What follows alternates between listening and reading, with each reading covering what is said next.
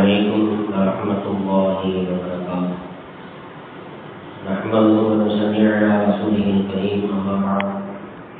وقد قال الله تعالى في القرآن العظيم وفي الفرقان المجيد: أعوذ بالله من الشيطان الرجيم. بسم الله الرحمن الرحيم.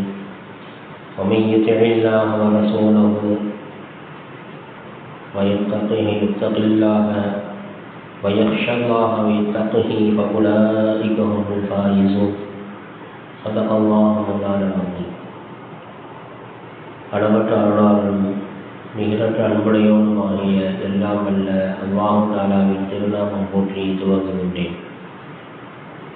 ஸலாத்தும் ஸலாமும் ஈருலக தலைவருமான முஹம்மது முஸ்தபா அஹ்மது முஸ்தபா ரசூல் கரீம் ஸல்லல்லாஹு அலைஹி வஸல்லம் அவர்களின் மீதும் அன்னார் நடைச்சுவட்டை அப்படியே பின்பற்றி வாழ்ந்த உத்தம சத்திய சஹாபாக்கள், தாபீன்கள், தபா தாபீன்கள், வலிமார்கள், ஷுஹதாக்கள், சாலிஹீன்கள், நல்லோர்கள், குறிப்பாக நம் அனைவரின் மீதும் அல்லாஹ்வுடைய ரஹ்மத் என்னும் கிருபை என்றென்று நிலவட்டுமாக ஆமீன்.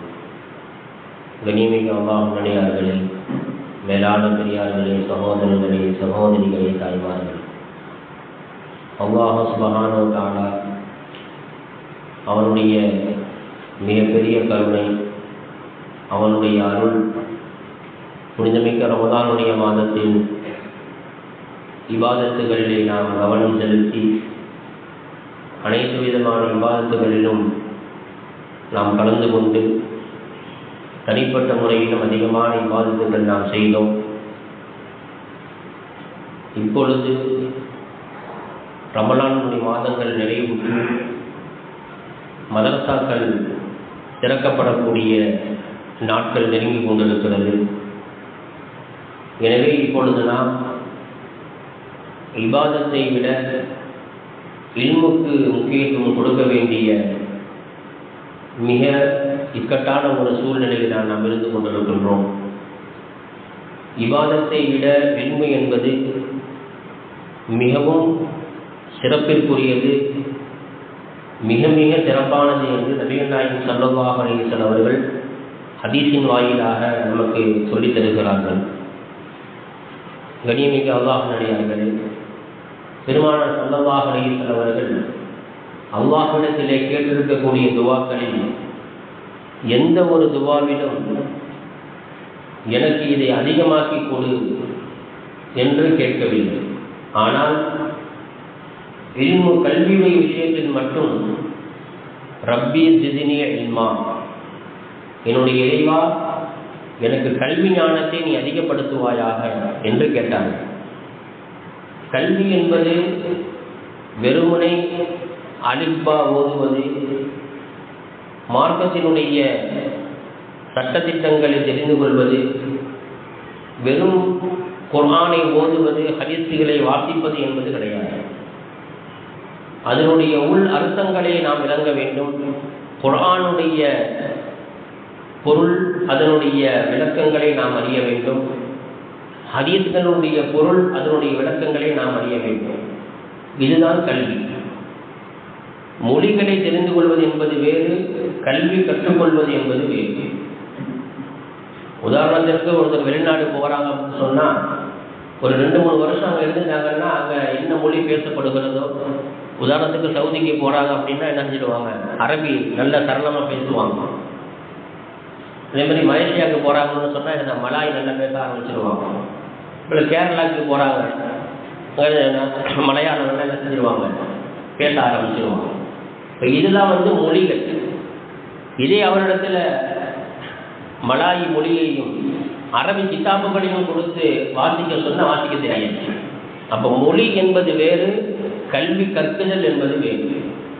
இதை நாம் புரிந்து கொள்ள வேண்டும்.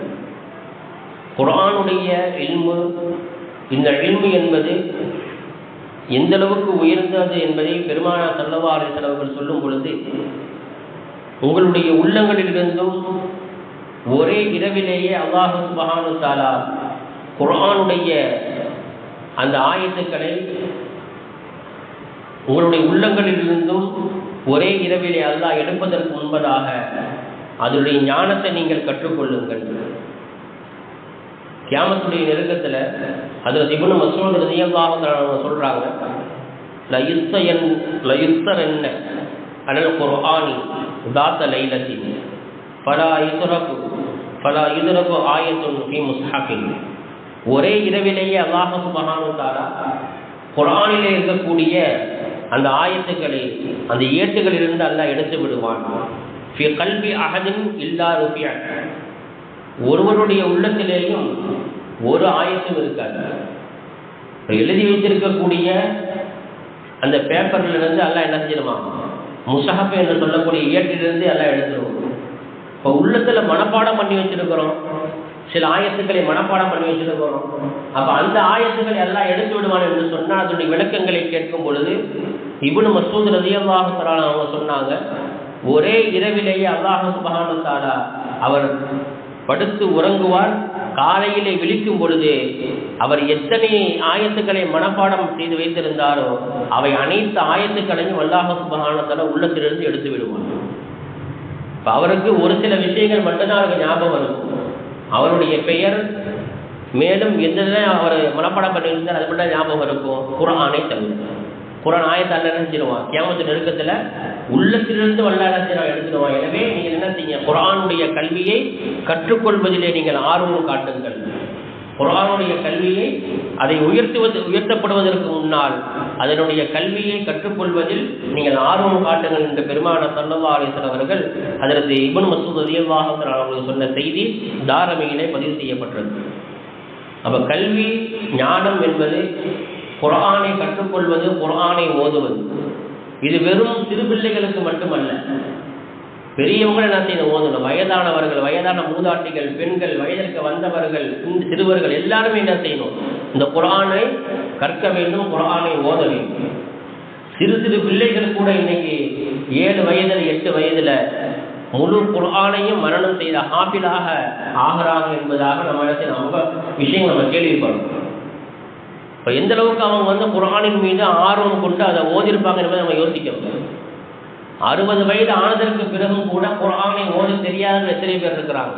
ஆனால் வெறும் 6 வயதில் 6666 வசனங்களையும் மரணம் செய்திருக்கக்கூடிய பிள்ளைகளும் நம்ம சமுதாயத்தில் இருக்கிறார்கள் என்று நாம் பார்க்கும் பொழுது நமக்கு பெருமையாக இருக்கிறது.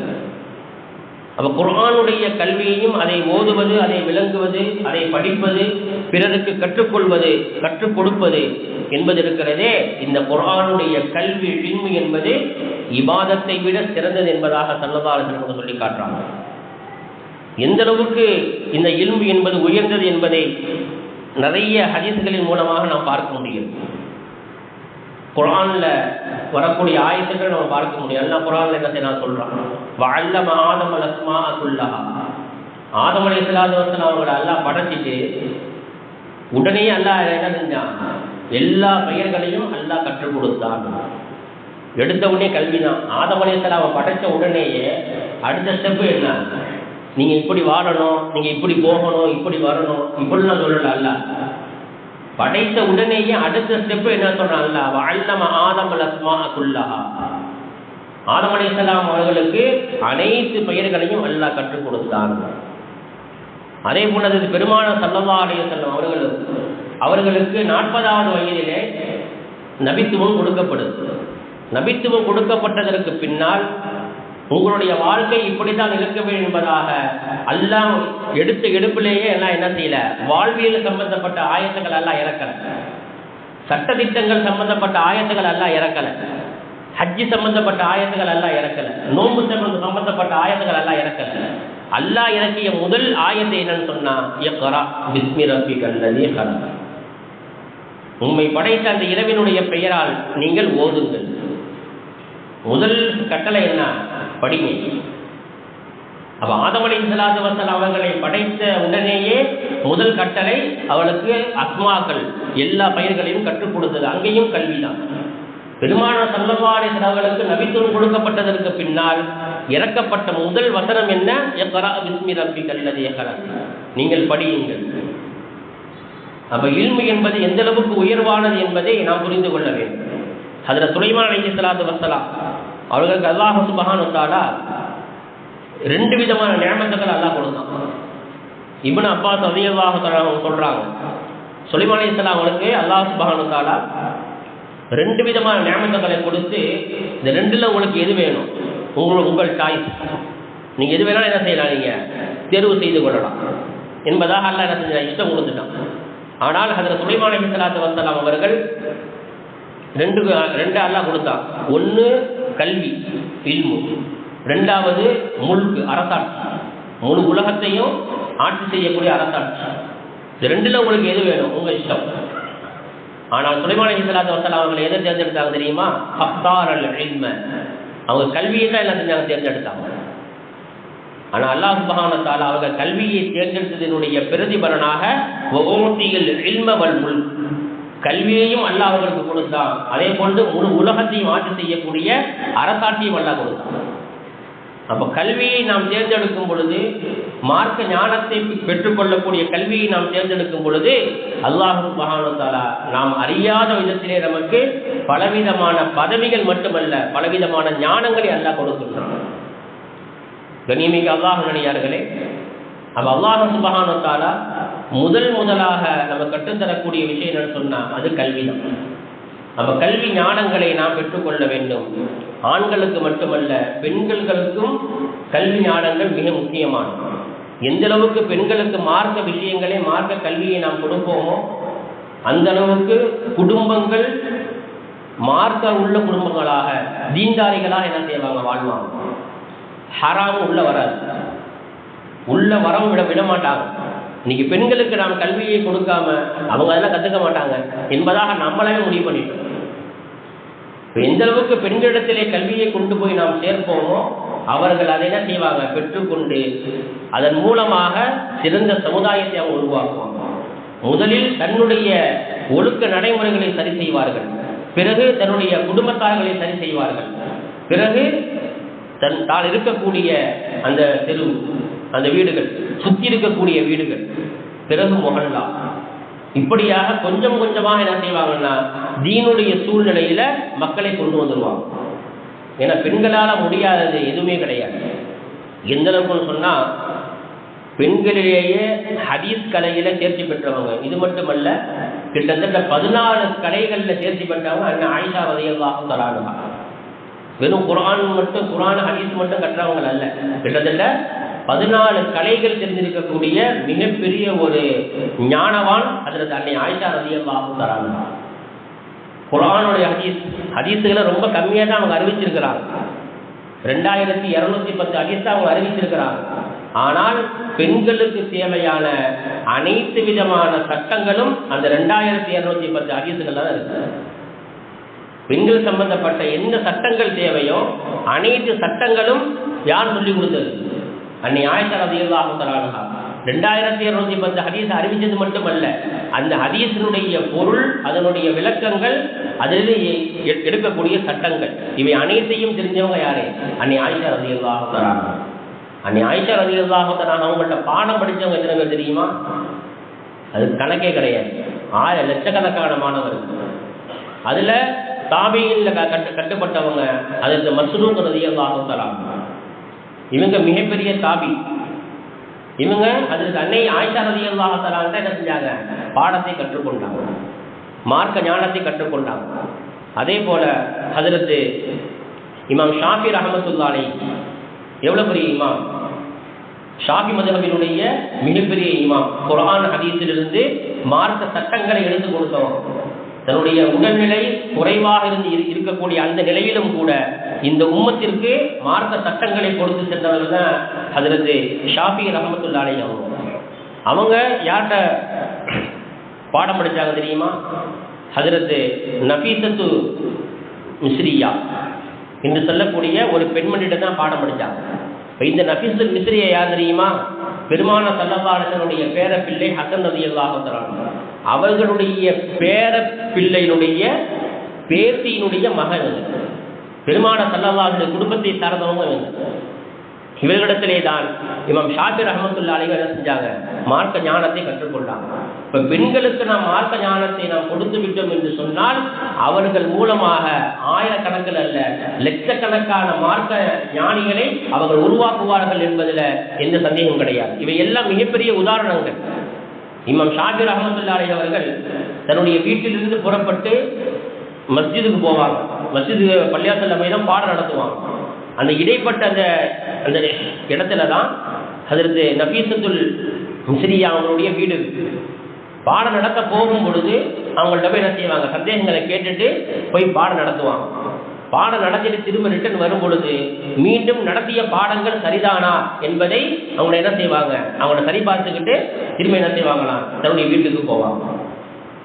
அவங்களுடைய மௌத்துடைய நேரம், சக்கராத்துடைய நிலைமையில இமாம் ஷாஃபி ரஹ்மத்துல்லாஹி அலைஹி அவர்கள் வசீது செஞ்சாங்களாம், நான் மூத்தானதற்கு பின்னால என்ன செய்ய குளிப்பாட்டி கப்பனிட்டு உடனே கொண்டு போய் என்ன செஞ்சிடாதீங்க, பொது கபர்ஸ்தான அடக்கம் செஞ்சிடாதீங்க, என்னுடைய உஸ்தாதுடைய வீட்டுக்கு கொண்டு போங்க, அவங்க துவா செய்வாங்க. இன்னைக்கு வந்து ஜனாதாக்கு பிள்ளை துவா செய்யறது இல்லை, இல்லை நம்மளை துவா செய்யறது இல்லை. அதிகமான பேர் ஜனாதா தொழுதோட தூக்கிட்டு ஓடுறான். ஆனால் நம்முடைய முன்னோர்கள் ஷாஃபி ரஹ்மத்துல்லாஹி அலைஹி அவங்க என்ன சொன்னாங்க தெரியுமா, நான் மூத்தாகிவிட்டால் என்னுடைய ஜனாதாவை உடனே கொண்டு போய் என்ன செஞ்சிடாதீங்க, அடக்கம் பண்ணிடாதீங்க, என்னுடைய ஆசிரியருடைய வீட்டுக்கு கொண்டு போய் வைத்து அவர்கள் துவா செய்ததற்கு பின்னால் என்ன செய்யுங்க, என்னை கொண்டு போய் அடக்கம் பண்ணுங்கன்னு சொன்னாங்க. சிறிது காலத்திற்கு பிறகு வஃபாத்தாகுறாங்க. அவர்கள் செய்த வசியத்தின் பிரகாரமே என்ன செய்யப்பட்டுச்சு, குளிப்பாட்டப்பட்டு கபரிடப்பட்டு அவங்களுடைய உஸ்தாத் ஹஜ்ரத் மிஸ்ரியா நஃபீஸத்துல் மிஸ்ரியா அவங்களுடைய வீட்டில் கொண்டு வச்ச பண்ண அவங்க துவா செஞ்சாங்க. துவா செய்ததற்கு பிறகு பொது கபர்ஸ்தானில் கொண்டு போய் அவர்கள் அடக்கம் செய்யப்பட்டதாக வரலாற்றில் நாம் பார்க்க முடிகிறது. அப்போ அவர்கள் எந்த அளவுக்கு மார்க்க ஞானங்களை தேடி சென்றிருக்கிறார்கள் என்பதை நாம் புரிய வேண்டும். பெண்களிடத்திலே நாம் மார்க்கத்தை கொண்டு போய் நாம் சேர்க்காதனுடைய குறைபாடுதான் ஒவ்வொரு வீடுகளிலும் நாம் இன்னைக்கு பார்க்கிறோம். ஹராமான விஷயங்கள் எல்லாம் உள்ள வந்துருச்சு. இன்னைக்கு வீடுகளில் ரமலான் மாசத்துல தொழுதாங்க, ரமலானுக்கு பிறகு நிலைமைகள் அப்படியே தலைகீழாக மாறி போயிடுச்சு. இதெல்லாம் காரணம் என்ன? அது சம்பந்தப்பட்ட அறிவு ஞானம் நம்மள்கிட்ட இல்லை. நம்ம என்ன நினைச்சிட்டு இருக்கிறோம், ரமலான் மட்டும் தொழுதுட்டு போயிட்டா முடிஞ்சிருச்சு, அவ்வளவுதான். இனி 11 மாதத்துக்கு நமக்கு வந்து விடுமுறை விட்டுட்டாங்க, ஸ்கூல் பசங்களுக்கு விடுமுறை விடுற மாதிரி அப்படி விட்டு நம்ம என்ன செஞ்சிடறோம், போயிடும். தொழுகை என்பது மௌத்து வரைக்கும் நாம் தொழுக வேண்டும். அல்லாஹ் சுப்ஹானஹு வ தஆலா, நான் நைட்டு படுத்து தூங்குறேன், காலையில் எந்திரிக்கும் பொழுது உடல் ஆரோக்கியமாக நான் எந்திரிக்கிறேன், என்னால் நடக்க முடியுது, கையை என்ன செய்ய முடியுது, அசைக்க முடியுது, பேச முடியுது, பார்க்க முடியுது, கேட்க முடியுது. இதெல்லாம் நமக்கு கொடுத்தது யாரு? அல்லாஹ் தானே. அப்போ அந்த அல்லாஹ்விற்காகவே 10 நிமிஷம் நம்மளால் ஒதுக்க முடியாதா? அப்போ அந்த ஞானம் இன்னும் நம்ம இடத்துல வரல. அல்லாஹ்வை பற்றி உண்டான சிந்தனை, அல்லாஹ் பற்றி உண்டான அறிவு நம்ம இடத்துல ஒன்றும் வரல. எனவேதான் பெண்களிடத்தில் நாம் எந்த அளவுக்கு மார்க்க ஞானங்களே மார்க்க கல்வியை கொண்டு போய் நாம் சேர்ப்போமோ அவர்கள் சிறந்த சமுதாயத்தை நமக்கு என்ன செய்வாங்க, உருவாக்கி கொடுப்பார்கள் என்பதிலே எந்த சந்தேகம் கிடையாது. அப்போ இபாதத்தை விட ஒருத்தர் தொழுகிற 1000 ரக்காத்து தொழுகிற அந்த 1000 ரக்காத்து தொழுவதை விட குர்ஆனிலிருந்து ஒரு ஆயத்தை கற்றுக்கொள்வது சிறந்தது என்பதாக ஸல்லல்லாஹு அலைஹி வஸல்லம் சொன்னாங்க. இப்னு மாஜாவில் பதிவு செய்யப்பட்ட ஹதீஸ், ஹஜ்ரத் அபூதர் ரலியல்லாஹு அன்ஹு அவங்க சொல்றாங்க, பெருமானார் ஸல்லல்லாஹு அலைஹி வஸல்லம் எங்களை கூப்பிட்டாங்க, யா அபாதர், அபூதர்ரே லி அன் தகுது ஃபதஅல்லம ஆயத்தன் மின் கிதாபில்லாஹ், காலை நேரத்தில் பள்ளிவாசலுக்கு சென்று அல்லாஹுடைய வேதத்திலிருந்து ஒரு ஆயத்தை நீ கற்றுக்கொள்வது ஹைருல் லக மின் அன் துஸல்லி மிஅத ரகாத்தி, 100 ரகாத்துகள் நீ தொழுவதை விட அது உனக்கு சிறந்ததுன்னு சொன்னாங்க. அதே ஹதீஸில் தொடராக ஸல்லல்லாஹு அலைஹி சொல்றாங்க, வலி அன் தகுது ஃபதஅல்லம பாபம் மினல் இல்மி, அல்லாஹுடைய மஸ்ஜிதுக்கு சென்று அதிகாலையிலே மார்க்க ஞானத்திலிருந்து பாடத்திலிருந்து கிதாபுகள் இருக்குல்ல, அதிலிருந்து ஒரு பாடத்தை நீ கற்றுக்கொண்டால் உமில பிஹி, அதை கொண்டு நீ அமல் செய்தாலும் சரி, அவ்லம் யுமல், நீ அமல் செய்யாவிட்டாலும் சரி, ஹைரும் மின் அன் துஸல்லி அல்ஃப ரகாத்தி, அந்த மார்க்க ஞானத்தை நீ பெற்றுக்கொண்டு அதன் பிரகாரம் நீ அமல் செய்தாலும் அமல் செய்யாவிட்டாலும் அந்த இல்மை கற்றுக்கொண்டதனுடைய சிறப்பு என்ன தெரியுமா, 1000 ரக்காத்துகள் தொழுவதை விட வந்து சிறப்பானதுன்னு சொன்னாங்க. அப்போ மார்க்க ஞானம் மார்க்க கல்வியை நாம் பெற்றுக்கொள்வது என்பது நம்முடைய வாழ்க்கையில் மிகவும் அவசியமானது. அதுவும் குர்ஆன் ஓத தெரியல என்பதாக நம்ம சொல்லிட்டு இருக்கோம் பார்த்தீங்களா. இப்போ இருக்கக்கூடிய காலகட்டத்தில் அதை நம்ம சொல்லவே கூடாது. பெருமானார் ஸல்லல்லாஹு அலைஹி வஸல்லம் காலகட்டத்தில் குர்ஆன் ஓத தெரியாதவங்க யாருமே கிடையாது. எல்லாருக்கும் குர்ஆன் ஓத தெரியும். குர்ஆனை மனப்பாடம் பண்ணவங்க நிறைய சஹாபாக்கள் இருக்கிறாங்க, ஹாஃபில்களாக உள்ளவங்க. ஹதீஸுகளை மனப்பாடம் செஞ்ச சஹாபாக்கள் நிறைய இருக்கிறாங்க. அதே மாதிரி குர்ஆனை மரணம் செய்த சஹாபி பெண்மணிகள் நிறைய பேர் இருக்கிறாங்க. அதே மாதிரி ஹதீஸுகளை மரணம் செய்த பெண் சஹாபிகள் நிறைய இருக்கிறாங்க. அதே போல தாபியன்கள், தபா தாபியங்கள் இருக்கிறாங்க. அப்போ அதே போல நம்முடைய சமுதாயத்தில் இப்போ இருக்கக்கூடிய காலகட்டத்தில் குர்ஆன் ஓத தெரியல என்று நம்ம சொல்லக்கூடாது. அதுக்குண்டான முயற்சிகள் நம்ம எடுத்தோமா? இன்ன வரைக்கும் இன்னைக்கு வயசு 70 ஆயிடுச்சு, 80 ஆயிடுச்சு, குர்ஆன் ஓத தெரியல நம்ம என்ன செய்யக்கூடாது, சொல்லக்கூடாது. அதுக்குள்ள முயற்சிகள் எடுக்கணும். அதுக்குண்டான முயற்சிகள் எடுக்கணும். இன்னைக்கு எவ்வளவோ டெக்னாலஜிகள் வந்துருச்சு. ஒரு காலத்தில் பிள்ளைங்க ஓத ஆரம்பிப்பாங்க, அவர்கள் ஓதி முடிக்கிறதுக்கு பார்த்தீங்கன்னு சொன்னால் 2-3 வருஷம் ஆகிடும். ஆனால் இப்போ இருக்கக்கூடிய பாடத்திட்டங்கள் அப்படி அல்ல. 6 மாதத்தில் குர்ஆன் ஓதக்கூடிய அளவிற்கு பாடத்திட்டங்கள் இப்போ வந்துருச்சு. 6 மாதம்தான். சுத்தமாக எனக்கு குர்ஆனே ஓத தெரியாது, அலிப்பாவே எனக்கு தெரியாதுன்னு யார் சொல்கிறாங்களோ அவங்களுக்கு 6 மாதத்தில் குர்ஆன் ஓத வைக்க முடியும். யாரால முடியும்? அஜத்தால முடியுமா? அஜத்து சொல்லிக் கொடுக்கலாம். அவங்களுக்கு ஆர்வம் வேணும். யார் கற்றுக்கொள்ளணும் என்று நினைக்கிறார்களோ அவங்களுக்கு ஆர்வம் வேணும். நேரத்தை ஒதுக்கி அஜத்து எனக்கு 10 நிமிஷம் எனக்கு குர்ஆன் ஓதி சொல்லிக் கொடுங்க என்பதை என்ன செய்யணும், ஒதுக்கி வரணும். கிட்ட ஒரு 10 வருஷத்துக்கு முன்னாடி திருப்பூர்லேருந்து சென்னையிலேருந்து ஒரு ஜமாத் வந்திருந்தாங்க. அதில் ஒரு நபர், அவனுக்கு அலிபாவே தெரியாது, ஆனால் எத்தனை குர்ஆன் கொண்டு வந்திருக்கிறாங்க. ஜமாத்தில் 40 நாள் ஜமாத்தில் வந்திருக்கிறாங்க. எத்தனை குர்ஆன் கொண்டு வந்திருக்கிறார். கொண்டு வந்து நம்ம பள்ளியில் இருக்கிற வரைக்கும் ஒரு 3 நாள் என்கிட்ட ஓதிக்கிட்டாங்க. வேறு எந்தெந்த பள்ளிக்கெல்லாம் அவங்க போய் தங்குறாங்களோ அங்கே கூட இமாம்கள்ட்ட அவங்க ஓதி எப்படியோ குர்ஆன் என்ன செஞ்சிட்டாங்க, ஓதி முடிச்சுட்டாங்க. இடையில நான் வந்து பிஏ அப்துல் உலமா எக்ஸாம் எழுதுவதற்காக வேண்டி சென்னை போயிருக்கேன். நியூ காலேஜ், சென்னையில் நியூ காலேஜில் உள்ளே போகிறேன். அவரை பார்க்குறேன். அவர் உள்ள நிற்கிறார். பார்த்து முசாபா செஞ்சுட்டு, ஏங்க நிற்கிறீங்க, என்ன விஷயம்னா, என்னுடைய மகன் வந்து எக்ஸாம் எழுத வந்திருக்குன்னு சொன்னேன். அவங்க மகன் வந்து ஆலிமா முடிச்சிருச்சு, எக்ஸாம் அப்துல் உலமா பிஏ அரபி எக்ஸாம் எழுத வந்துருக்கு. அப்போ கேட்டேன், குர்ஆன்லாம் ஓதி முடிச்சிட்டிங்களா என்ன அப்படின்ட்டு விசாரித்தேன். குர்ஆன்லாம் ஓதி முடிச்சிட்டேன் அதில், நல்லா குர்ஆன் ஓதி கற்றுக்கிட்டேன். எந்தெந்த பள்ளிக்கு நாங்கள் தங்க போனோமோ அந்த 40 நாட்களில் ஜமாத் போனாங்கல்ல, அந்த 40 நாட்களில் அலிபாலேருந்து ஆரம்பித்து குர்ஆனை ஓதி கற்றுக்கொண்டு குர்ஆனை நான் என்ன செஞ்சுட்டேன், ஒரு தடவை ஓதி முடிச்சுட்டேன் அப்படின்னு சொன்னாங்க. மனசுக்கு அவ்வளோ சந்தோஷமாக இருந்துச்சு. இப்போ குர்ஆன் ஓத தெரியாது நம்ம சொல்லக்கூடாது. குர்ஆனை சின்ன ஓதுக்கு உண்டான ஒரு ஆர்வம் வரணும் நமக்கு. அப்போ அந்த ஆர்வம் எப்பொழுது வரும்? அந்த சின்ன பிள்ளைங்கள என்ன செய்யக்கூடாது, பள்ளிக்கு வரமாட்டேங்கிறான், எந்திரிக்க மாட்டேங்கிறான், என்ன செய்யக்கூடாது, அப்படி விட்டுறக்கூடாது. அடித்தாவது என்ன செய்யணும், பள்ளிக்கு கொண்டு வந்து விடணும். அடித்து கொண்டு வந்து பள்ளிக்கு விட்ட காலம் இன்னைக்கு மனையறி போச்சு. பிள்ளைகளை என்ன செய்கிறாங்க, பிள்ளைகளை இன்னைக்கு வந்து காலையில் எழுப்புறதே பெரிய பாடு. ஆனால் ஸ்கூலுக்குன்னா என்ன செஞ்சிடறாங்க, எழுப்பிடுறாங்க. இதே ஞாயிற்றுக்கிழமை வைங்களேன், காலையில் சூரிய உதயமே 10 மணிக்கு தான். எல்லாருக்குமே குடும்பத்தில் இருக்கக்கூடிய ஆண் பெண் எல்லாருக்குமே சூரிய உதயம் எத்தனை மணிக்கு? ஞாயிற்றுக்கிழமை இருந்தால் 10 மணிக்கு தான். இப்போ அன்னைக்கு மட்டும் ஃபஜ்ர் தொழுகை வந்து அல்லாஹ் என்ன செஞ்சுட்டான், எழுதி கொடுத்துட்டான். உனக்கு வந்து விடுமுறைப்பா, என்னைக்கெல்லாம் ஸ்கூல் லீவோ அன்னைக்கு உனக்கு ஃபஜ்ர் லீவு, உனக்கு அல்லாஹ் எழுதி கொடுத்துட்டான். கண்ணியமிக்க நம்ம யோசிக்கிறோம், எந்த குடும்பத்தில் ஃபஜ்ர் தொழாமல் சூரியன் உதயமாகிற வரைக்கும் தூங்குகின்றார்களோ அந்த வீட்டுக்குள்ளார மலக்குகள் என்ன செஞ்சிருவாங்க, வெளியேறி ஷைத்தான் உள்ள வந்துடுவான். எங்க ஷைத்தான் குடிக்கொண்டு விட்டானோ அங்கு முசீபத்துகள் அதிகமாக ஆகிவிடும். இதை நான் சொல்ல ரசூலுல்லாஹ் சொல்றேன். அப்ப இது போன்ற நிலைமைகள் மாறணும் அப்படின்னு சொன்னா பெண்களிடத்திலே மார்க்க கல்வியை நாம் கொண்டு போய் சேர்க்க வேண்டும். இப்ப பெண்களுக்கு சொன்னா 4 விதமாக இருக்கிறாங்க. ஒன்று தாயா இருப்பாங்க, அல்லது மகளா இருப்பாங்க, அல்லது மருமகளாக இருப்பாங்க, அல்லது மனைவியாக இருப்பாங்க. இதில் யாரிடத்துல நம்ம மார்க்க விஷயத்தை கொண்டு போய் நாம் கொடுத்து விட்டாலும் அவங்க என்ன செய்வாங்க, அந்த குடும்பத்தில் இருக்கக்கூடிய அனைவரையும் மார்க்கப்பற்றுள்ள மனிதர்களாக தீண்டாளிகளாக மாற்றுவாங்க என்பதில் எந்த சந்தேகமும் கிடையாது. இன்னைக்கு பிள்ளைகளை ஓத வைக்கிறோம், மாஷா அல்லாஹ், பாராட்ட வேண்டிய விஷயங்கள். நிறைய பிள்ளைங்க என்ன செய்யறாங்க, பள்ளிகா பட்டம் வாங்குறாங்க, ஆலிமா பட்டம் வாங்குறாங்க, நிறைய படிக்கிறாங்க. அதுக்கு பின்னால அரபி எம்ஏ எம்பிஎல் நல்லா படிக்கிறாங்க, தாராளமாக படிக்கிறது, எந்த விதமான தடையும் கிடையாது மார்க்கத்தில். ஆனால் அந்த படிப்பின் மூலமாக, அந்த ஓதுதலின் மூலமாக அவர்களுடைய குடும்பங்கள் நல்ல நிலைமைக்கு வந்திருக்கிறதா என்பதை நாம் யோசிக்க வேண்டும். புள்ள நல்லா ஓதி இருக்கும், அத்தாக்கார தள்ளியடிப்பார். புள்ள நல்லா ஓதி இருக்கும், அத்தாக்காரனுடைய கேரக்டரே சரியில்லாமல் இருக்கும்.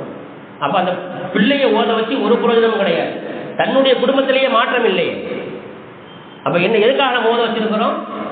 பேரை போட்டு பின்னாடி பள்ளிக்காரன் போட்டுக்கிறோம், பேரை போட்டு பின்னாடி ஆலிமான்னு போட்டுக்கிறோம். இது பெயருக்காக வேண்டி, பெயர் பதத்துக்காக நம்ம என்ன செய்யறது, பிள்ளைகளை ஓத வச்சிருக்கோம். உண்மையிலேயே ஓதி பட்டம் வாங்குதல் என்பது இருக்கிறது. அந்த பட்டம் வாங்குதல் என்பது ஒரு மாற்றத்தை ஏற்படுத்த வேண்டும். முதல்ல தன் குடும்பத்தில் கணவனுக்கு ஓதவே தெரியல, மனைவி ஆலிமாவா இருக்கிறாங்க சொன்னா கணவனுக்கு என்ன செய்யணும், குர்ஆனை கற்றுக் கொடுக்கணும்.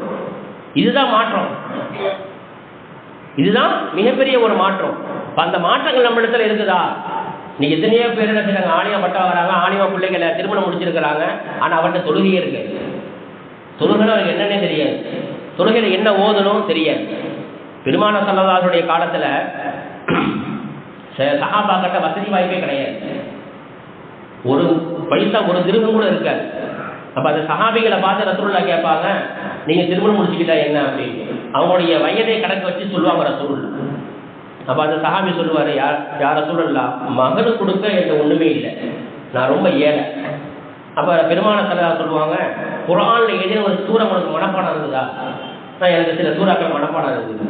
அப்ப அந்த சூறாக்களை உங்களுடைய மனைவிக்கு என்ன செய்யறீங்க, கற்றுக் கொடுத்து அந்த சூறாவை மகராக வைத்து திருமணம் முடிச்சிங்கன்னு சொல்லுவாங்க. எந்த சூறாக்களை மரணம் செஞ்சிருக்கிறாங்களோ குர்ஆனில் உள்ள சில சூறாக்கள் மகராக வைத்து திருமணம் முடிக்கப்பட்டிருக்கிறது என்று சொன்னால் அந்த குர்ஆனுடைய கல்வி எந்த அளவுக்கு உயர்வானது என்பதை நாம் புரிய வேண்டும். காசு பணமே இல்லை, தீனார் திருகம் இல்லை. அப்ப அவருடைய வயதை காரணமாக வைத்து பெருமான ஸல்லல்லாஹு என்ன சொல்றாங்க, உனக்கு குர்ஆனுடைய வசனங்கள் தெரியுதா, அதை கற்றுக் கொடுத்து அதை மகராக வைத்து நீ திருமணம் முடித்துக்கொள் என்று அந்த சஹாபிக்கு சொன்னதாக ஹதீஸ் ஷரீஃபிலே நாம் பார்க்க முடிகிறது. இப்ப கண்ணியமிக்க அல்லாஹ்வின் யார்களே, அப்ப நம்முடைய சமுதாய பெண்களிடத்திலே தீனுடைய கல்வியும் தீனுடைய விஷயங்கள் சட்டத்திட்டங்கள் அவர்களுக்கு தெரியாதனுடைய விளைவுதான் இன்னைக்கு நாளுக்கு நாள் நிலைமைகள் மோசமாகிக் கொண்டு செல்கிறது என்பதை நாம் பார்க்க முடிகிறது. ஆகவே நம்முடைய பெண் பிள்ளைகள் இப்பொழுது +2 முடிச்சிருக்கிறாங்க, பெண் பிள்ளைகள் +2 முடிச்சிருக்கிறாங்க, எக்ஸாம்லாம் முடிஞ்சிருச்சு. இப்போ இதற்கு அடுத்து என்ன செய்வாங்க, காலேஜ் படிக்க வைப்போம். படிக்க வைக்கக்கூடிய விஷயத்தில் நம்ம சொல்ல வேண்டிய அவசியமே இல்லை. அதுக்கு உண்டான வேலை வாய்ப்புகள் என்ன செய்வாங்க, ஆட்டோமேட்டிக்காக நடந்துகிட்டே இருக்கும். எப்போ ரிசல்ட் வருங்கிறத பார்ப்பாங்க, அடுத்து என்ன படிக்கலாம், என்ன கோர்ஸ் எடுக்கலாம், எந்த காலேஜில் சேர்க்கலாம், எங்கே நம்ம அட்மிஷன் போடலாம், அது சம்பந்தமான விஷயங்கள் ஆட்டோமேட்டிக்காக நடந்துகிட்டே இருக்கும். ஆனால் அந்த பிள்ளைக்கு +2 முடித்த அந்த பிள்ளைக்கு மார்க்க ஞானத்தை நாம் கொடுத்தோமா? இப்பொழுதே நாம் அந்த பிள்ளைகளுக்கு மார்க்க ஞானத்தை நாம் கொடுக்கவில்லை என்று சொன்னால் எவ்வளவு டிகிரி படித்து முடிப்பாங்க, ஆனால் இறுதி வரைக்கும் குர்ஆனே ஓத தெரியாது. இங்க நிறைய பேர் அப்படி இருக்கிறாங்க, MA MPhil படிச்சு முடிச்சவங்க, ஆனா குர்ஆன் ஓத தெரியாது, அத்தஹியாத்து தெரியாது, சனா தெரியாது, அல்ஹம்து தெரியாது. அப்ப எப்படி அவங்க இபாதத் செய்வாங்க? எனவே தான் பெருமான ஸல்லல்லாஹு சொல்றாங்க, இபாதத்தை விட இல்மு கல்வியை கற்றுக்கொள்வது என்பது மிகவும் சிறந்தது. எந்த அளவுக்கு சொன்னா 5 காரணங்களை நம்முடைய இமாம்கள் நமக்கு சொல்லி காட்டுறாங்க. அதில் முதலாவது அல் இல்மு பிகைரி அமலின் யகூன். முதல்ல செய்றாரு, அமலே இல்லாமல் கல்வியை மட்டும் கற்றுக்கொள்கிறார், இது சாத்தியம். வல் அமலு பிகைரி இல்மின் லா யகூன். ஆனா எந்த விதமான அறிவு ஞானமும் இல்லாமல் ஒரு அமல் செய்கிறார்னு சொன்னா அது சாத்தியப்படாது. இரண்டாவது அல் இல்மு பிகைரி அமலின் யன்ஃபா. அமலே செய்யாமல் கல்வி கற்றுக்கொண்டே செல்கிறார், அதற்குண்டான புரோஜனங்கள் உண்டான்னு சொன்னா புரோஜனம் உண்டு. வல் அமலு பிகைரி இல்மின், இல்மு இல்லாமலே அமல் செய்யலான்னு சொன்னா லா யன்ஃபா, எந்தவித புரோஜனமும் கிடையாது. மூன்றாவதாக சொல்கிறார்கள், அல் இல்மு என்பது லாசிமுன், அது கட்டாயமானது. அல் இல்மு என்பது முடவ்வருன் கஸ்ஸிராஜி, வெளிச்சம் தரக்கூடிய விளக்கை போன்றது இல்மு என்பதாக நமக்கு என்ன செய்றாங்க முஃபஸ்ஸிரீன்கள் முஹத்திஸீன்கள் சொல்லி காட்டுறாங்க. அடுத்து நான்காவதாக சொல்கிறார்கள், அல் இல்மு மகாலுல் அன்பியா. இந்த மார்க்க ஞானத்தை நாம் கற்றுக்கொள்வது என்பது நபிமார்களுடைய அந்தஸ்திலே அது இருக்கக்கூடியது. பெருமான ஸல்லல்லாஹு சொல்லுவாங்க, உலமா உம்மத்தி கஅம்பியா பனி இஸ்ராயில், என்னுடைய உம்மத்தில் இருக்கக்கூடிய மார்க்க ஞானவான்கள் அவர்கள் கல் அம்பியா பனி இஸ்ராயில், பனி இஸ்ரவேலர்களுடைய நபிமார்களை போன்றவர்கள் என்று ஸல்லல்லாஹு அலைஹி வஸல்லம் சொன்னார்கள் என்ற செய்தி அல் இமாம் ஷர்கானி என்று சொல்லக்கூடிய கிதாபுல இந்த ஹதீஸ் பதிவு செய்யப்பட்டிருக்கிறது. அடுத்து ஐந்தாவதாக சொல்கிறார்கள், இல்மு என்பது அறிவு ஞானம் என்பது சிஃபத்துல்லா, அல்லாஹுடைய தன்மையிலே கட்டுப்பட்டது. வல் அமலு என்பது சிஃபத்துல் இபாத், அடியார்களுடைய தன்மையிலே கட்டுப்பட்டது. சிஃபத்துல்லாஹி அஃதலு மின் சிஃபத்துல் இபாத், அடியார்களுடைய தன்மையை விட அல்லாஹுடைய தன்மைதான் மிகவும் உயர்ந்தது என்பதாக, இல்முதான் உயர்ந்தது என்பதற்கு இந்த 5 விதமான காரணங்களை முஃபஸ்ஸிரீன்கள் முஹத்திஸீன்கள் நமக்கு சொல்லி காட்டுகிறார்கள். இப்போ கண்ணியமிக்க அல்லாஹ்வுடையார்களே, அப்போ நம்முடைய பெண் பிள்ளைகளுக்கு வெறும் வயதிற்கு வந்த பெண்கள் மட்டுமல்ல, திருமணம் ஆனவர்கள், திருமணம் முடிக்க இருக்கக்கூடியவங்க, வயதானவர்கள், குர்ஆனை ஓத தெரியாதவர்கள் அனைவர்களும் கற்றுக்கொள்ளும்படியான நிறைய மதரசாக்கள் உருவாகி கொண்டிருக்கிறது. நாமும் ஒரு மதரசாவை ஆன்லைன் மூலமாக நடத்தி கொண்டிருக்கின்றோம். இன்ஷா அல்லாஹ் வரக்கூடிய ஏப்ரல் 1ஆம் தேதி இன்ஷா அல்லாஹ் பாடங்கள் துவங்கப்பட்டுவிடும். இதுவரைக்கும் 3 மாணவிகள் முபல்லிகாவுடைய கோர்ஸில் ஜாயின் பண்ணியிருக்கிறாங்க. இதில் அதிகமான ஆன்லைன் அப்படிங்கிறதுனால அதிகமான மாணவிகள் சேர்க்க முடியாது. குறைஞ்சபட்சம் 10 மாணவிகள் என்ன செய்ய முடியும், நம்ம வந்து சேர்க்க முடியும். அதனால அட்மிஷனுக்கு என்ன செய்யுங்க, இன்ஷா அல்லாஹ் முந்தி கொள்ளுங்கள். அல்லாஹ் சுப்ஹானஹு வ தஆலா +2 முடித்த மாணவிகள் இப்போ சேர்ந்தாங்கன்னா அவங்க கரெக்டாக காலேஜ் முடிக்கும் பொழுது அதில் டிகிரியும் வாங்கிடுவாங்க, முபல்லிகா சனதனை என்ன செய்வாங்க, வாங்கிடுவாங்க. 2ஐயும் படித்து முடிச்சிடுவாங்க. அதற்குண்டான சிலபஸுகள் பாடத்திட்டங்கள் செய்யப்பட்டிருக்கு. வகுத்து குறைவான பாடத்திட்டம் தான், ரொம்ப அதிகமான பாடங்கள்லாம் கிடையாது. குறைவான பாடத்திட்டத்தோட நாம் என்ன செஞ்சுருக்கோம், பாடத்திட்டத்தை நம்ம வந்து வச்சிருக்கிறோம். யார் அட்மிஷனுக்கு தயாராக இருக்கிறீங்களோ இன்ஷா அல்லாஹ் என்னை தொடர்பு கொண்டீங்கன்னா அதுக்கு உண்டான விளக்கங்களை இன்ஷா அல்லாஹ் நான் உங்களுக்கு சொல்லுவேன். ஆகவே நாம் நம்முடைய பெண் குழந்தைகளுக்கு சின்ன பிள்ளைகளாக இருந்தாலும் பெரியவங்களாக இருந்தாலும் வயதான மூதாட்டிகளாக இருந்தாலும் சரி, குர்ஆனை ஓத தெரியலையா, மதரசா கொண்டு என்ன செய்யுங்க, சேருங்க. நம்ம மதரசாக்கள் இருக்குது இன்ஷா அல்லாஹ். இன்னும் 2-3 நாட்களில் மதரசாக்கள் துவங்கப்பட்டுரும். என்ன செய்யணும், பெண் பிள்ளைங்க பெரிய பிள்ளைங்களாம் வந்து ஓதுறாங்க, வயசானவங்களும் வந்து ஓதணும். இதுக்குள்ள வெக்கப்படக்கூடாது. அன்சாரி சஹாபி பெண்மணிகள் இருக்கிறாங்கல்ல, அவங்கள பற்றி பெருமானார் ஸல்லல்லாஹு அலைஹி அவர்கள் பெருமையா சொல்லுவாங்க. அன்சாரி பெண்மணிகள் இருக்கிறாங்கல்ல, யார் மதீனாவில் இருக்கக்கூடிய பெண்மணிகள் பெருமையா சொல்லுவாங்க. ஏன்னு சொன்னா, மார்க்க விஷயத்தை தெரிந்து கொள்வது, மார்க்க விஷயத்தை சந்தேகங்களை கேட்பதில் அவங்க வெட்கப்படவே மாட்டாங்க. யார், அன்சாரி பெண்மணிகள். அப்போ அந்த அளவுக்கு மார்க்க ஞானத்தை பெற்றுக்கொள்ளணும் அப்படிங்கிற ஒரு ஆர்வம் அவங்கள்ட்ட இருந்துச்சு.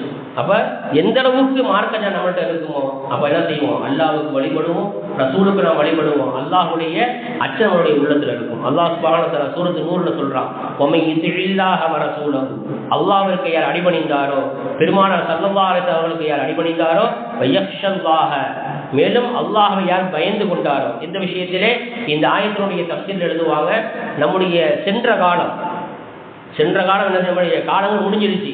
அந்த முடிந்துவிட்ட அந்த காலங்களிலே நாம் என்ன பாவங்கள் செய்தோமோ அந்த பாவத்திற்கு நாம் அல்லாஹ்வை பயந்து கொண்டும் வயத்தகிஹி, இந்த வார்த்தைக்கு தஃசீர்ல எழுதும் பொழுது இனி வரக்கூடிய காலங்களில் நாம் பாவங்கள் செய்யாமல் அல்லாஹ்வை நாம் அஞ்சிக் கொண்டோமேயானால் அவர்கள்தான் வெற்றியாளர்கள் என்பதாக அல்லாஹ் குர்ஆனிலே நமக்கு சர்டிஃபிகேட்டே கொடுத்துட்டான். அப்ப அல்லாஹ்வுக்கு நாம் அஞ்ச வேண்டும், அவனுக்கு வழிபட வேண்டும். பெருமானார் ஸல்லல்லாஹு அலைஹி வஸல்லம் வாழ்க்கை வழிமுறைகளை முழுமையாக நாம் பின்பற்றி நடக்க வேண்டும். இவை அனைத்தும் நமக்கு சாத்தியப்பட வேண்டும் என்று சொன்னால் நம்முடைய பிள்ளைகளை மதரசாக்களை நாம் சேர்த்து மார்க்க ஞானவான்களாக, மார்க்க ஞானிகளாக, ஆலிம்களாக, ஹாஃபில்களாக, முஃப்திகளாக நாம் மாற்ற வேண்டும். எனவே அல்லாஹ் சுப்ஹானஹு வ தஆலா இபாதத்தை விட இல்முதான் மேலானது என்பதை குர்ஆன் ஹதீஸின் வாயிலாக நமக்கு அல்லாஹ் சுப்ஹானஹு வ தஆலா தெளிவாக சொல்லிவிட்டான். ஆகவே நாம் நம்முடைய பிள்ளைகளை, வருங்காலத்தினுடைய சந்ததிகளை சிறப்பான சந்ததிகளாக, இந்த தீனுக்கு சாதகமான சந்ததிகளாக அல்லாஹ் நமக்கு ஆக்கிய புரிவானாக. வாஹிரு தஅவானா அல்ஹம்துலில்லாஹி ரப்பில் ஆலமீன். அஸ்ஸலாமு அலைக்கும் வரஹ்மத்துல்லாஹி தஆலா வபரகாத்துஹு.